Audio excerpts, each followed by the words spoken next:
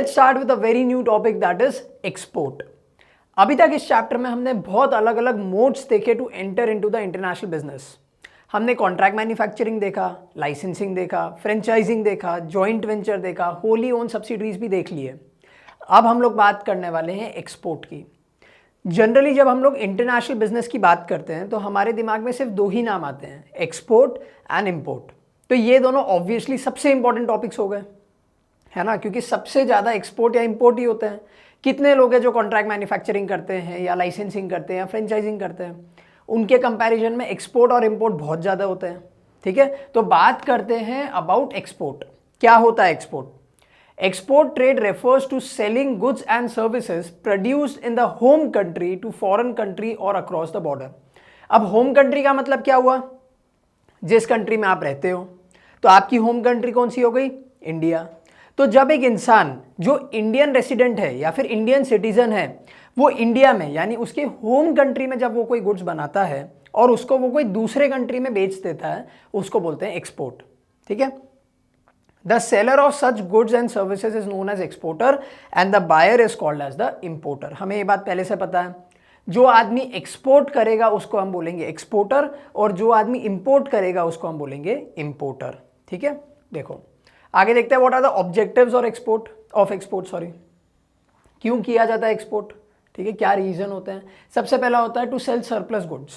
ठीक है, मैंने आपको पहले भी बताया कि काफ़ी कंट्रीज ऐसी होती है जहां पे जितना प्रोडक्शन करना होता है उससे ज़्यादा प्रोडक्शन होता है।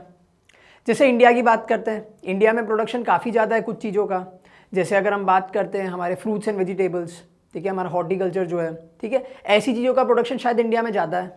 ठीक है, वैसे ही अलग अलग कंट्रीज़ के पास में भी कोई एक ना एक चीज़ तो ऐसी होती है जहाँ पे उनका प्रोडक्शन ज़्यादा होता है।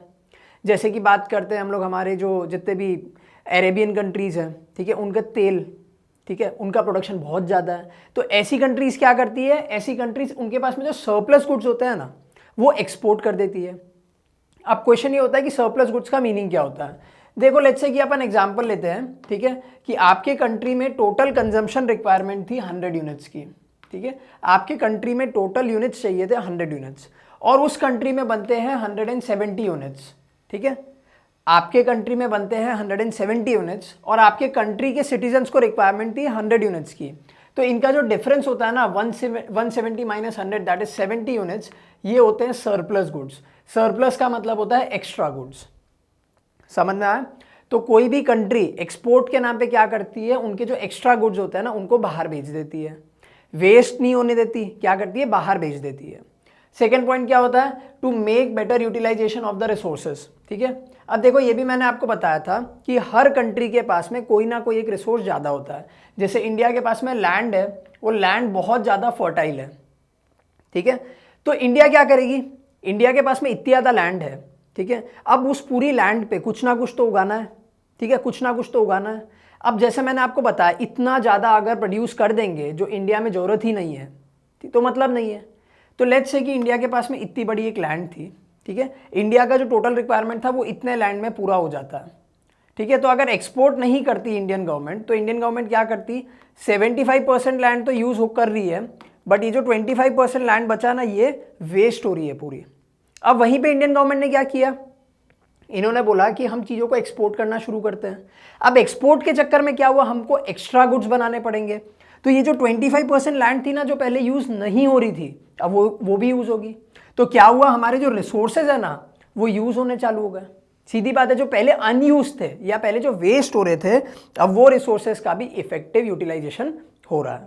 Third point, to earn foreign exchange. Earn का मतलब क्या होता है, जब भी आप एक्सपोर्ट करते हो, एक्सपोर्ट का मतलब जब आप गुड्स को बाहर बेचते हो, ठीक है, तब क्या होता है, बाहर के लोग आपको पेमेंट करेंगे।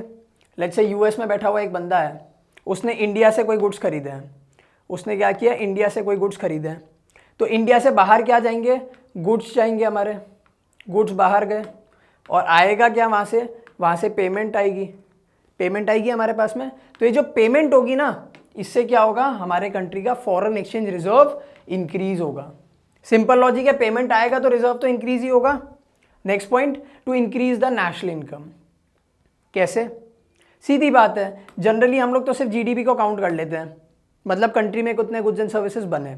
अब अगर इतने गुड्स एंड सर्विसेज की ज़रूरत ही नहीं होगी तो हमारा नेशनल इनकम कैसे बढ़ेगा? तो हमने क्या किया, हमने एक्सपोर्ट करना शुरू कर दिया। तो एक तरीके से हमने क्या करी, हमारी डिमांड को बढ़ा दी, हमारे गुड्स एंड सर्विसेज की डिमांड को बढ़ा दिया।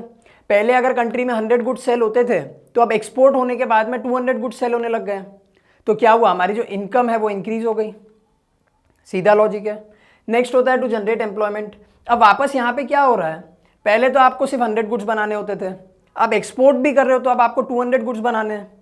लेट्स से कि एक गुड को बनाने के लिए 10 लोग लगते हैं, तो इस केस में आप सिर्फ 1000 लोगों को एम्प्लॉयमेंट दे रहे थे।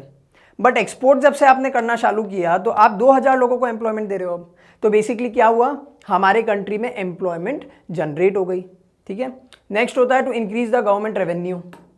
गवर्नमेंट का रेवेन्यू कैसे बढ़ेगा, जब भी आप एक्सपोर्ट करोगे तो कंट्री गवर्नमेंट एक्साइज ड्यूटी लेती है, इंपोर्ट ड्यूटी जब आप इंपोर्ट करते हो तब। तो जब भी आप एक्सपोर्ट या इंपोर्ट करते हो ना, दोनों ही केस में गवर्नमेंट का revenue with the help of taxes increase होता है। ठीक है। एंड लास्ट होता है to create international peace and cooperation. Peace कैसे, जब दो कंट्रीज है, लेट्स से यूएस है वापस और इंडिया है। अब अगर ये दोनों कंट्रीज एक दूसरे के ऊपर डिपेंडेंट है on certain goods and services, US को पता है कि अगर इंडिया के साथ में पंगा लिया तो हमारे ये गुड्स एंड सर्विसेज का सप्लाई बंद हो जाएगा। इंडिया को भी पता है कि अगर हमने यूएस के साथ में पंगा लिया तो हमारे भी कुछ गुड्स का सप्लाई बंद हो जाएगा। तो ये दोनों कंट्रीज क्या करती है, ट्रेड के बहाने अपने रिलेशंस सुधार के रखती है।